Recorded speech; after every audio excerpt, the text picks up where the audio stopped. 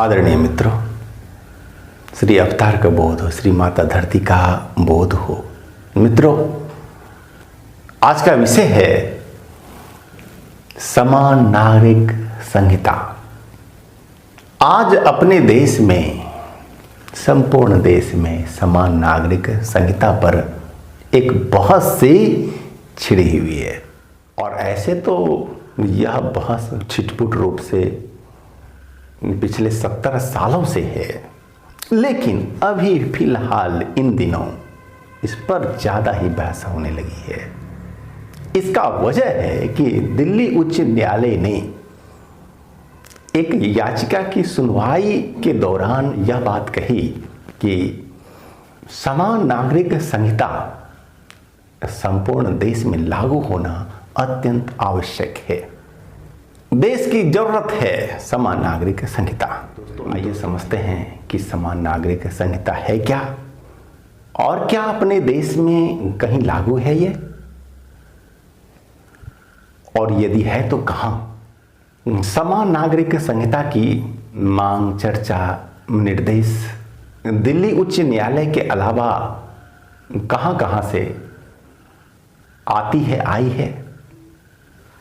दोस्तों, यह आश्चर्य का विषय है कि हिंदू जन भारत में, जो कि अधिक आबादी में हैं, वे लोग समान नागरिक संहिता की मांग करते हैं। और इस तरह का उदाहरण आपको विश्व में कहीं नहीं मिलेगा कि बहुसंख्यक आबादी समान नागरिक संहिता की मांग करे। होता तो यह है अन्य देशों में कि वहां की अल्पसंख्यक आबादी मांग करती है कि हमें समान नागरिक संहिता के अंतर्गत लाया जाए, यानी हमें समानता का अधिकार दिया जाए। लेकिन अपना देश भी कैसा विचित्र देश है।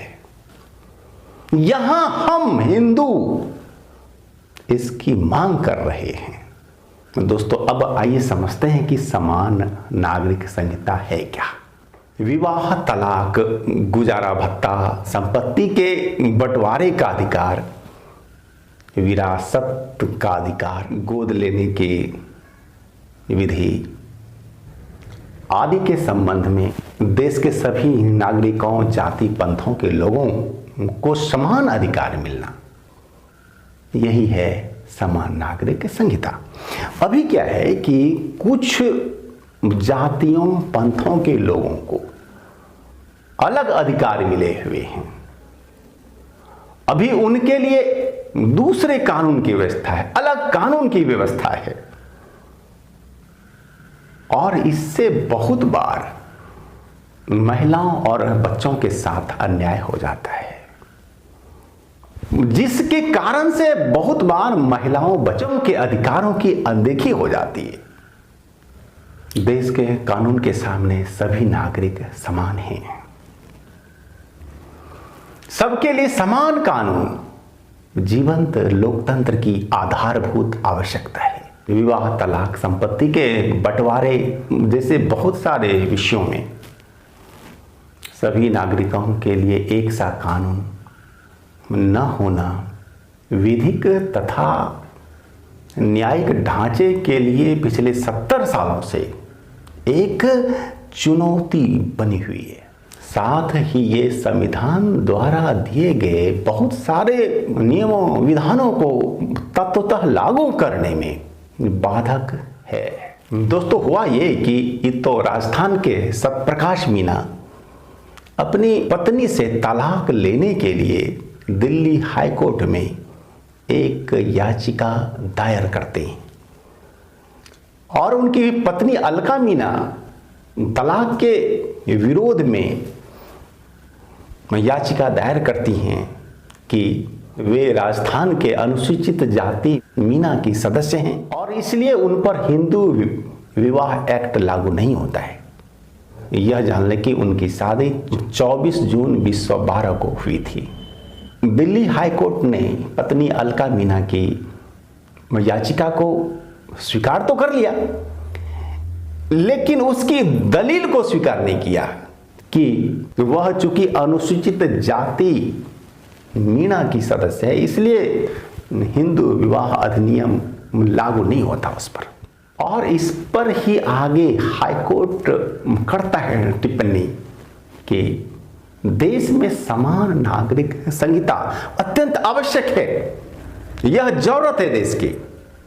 दोस्तों, न केवल दिल्ली हाईकोर्ट ने बल्कि अनेक बार सुप्रीम कोर्ट ने भी इस तरह की टिप्पणी की है कि समान नागरिक संहिता देश की आवश्यकता है।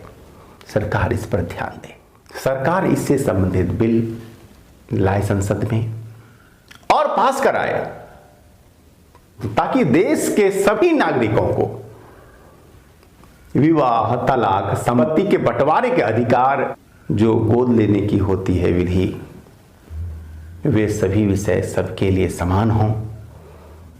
दोस्तों, इसमें बाधा कहाँ है? पहला बाधा है सरकार की इच्छा शक्ति। दोस्तों, सरकार डरती है, यह लोकतंत्र है, वोट की राजनीति होती है और सरकार को लगता है कि शायद कई जातियां हो जाएंगी क्षुब्ध से, और इसी भय से सरकार ने आज तक समान नागरिक संहिता को आवश्यक समझते हुए भी संसद में पेश नहीं किया है। यानी सरकार की कमजोर इच्छा शक्ति एक बाधा है। दूसरी बाधा है संकीर्ण राजनीति, वोट बैंक की राजनीति। लेकिन दोस्तों, हमें लगता है कि वर्तमान मोदी सरकार शीतकालीन सत्र में समान नागरिक संहिता का बिल संसद में ला सकती है। दोस्तों, वैसे तो इसे संविधान निर्माण के समय ही बन जाना चाहिए था, लेकिन देश आजाद हुआ था नया नया और नागरिकों में अधिक स्वतंत्रता की भावना को भरने के लिए शायद संविधान बनाने वालों ने इसे लागू नहीं किया। लेकिन आज समय चेंज हो चुका है, हमारा देश 70 सालों में बहुत आगे बढ़ चुका है। लोग अब जाति, पंथ, मजहब के बंधनों से ऊपर उठना चाह रहे हैं और उठ रहे हैं। हमारे बीचों की जो दूरियां थी घटी हैं पहले की अपेक्षा, और इसलिए समान नागरिक संहिता को अब देश में लागू करना अच्छा ही नहीं, आवश्यक भी है। दोस्तों, हमारे देश में एक राज्य है जहां पर कि समान नागरिक संहिता का कानून लागू है। आपको पता है? वो राज्य है गोवा, जहां पर कि समान नागरिक संहिता का कानून लागू है और वहां के नागरिकों को इससे कोई नहीं हो रही परेशानी, बल्कि वहां के नागरिक इस कानून से खुश हैं।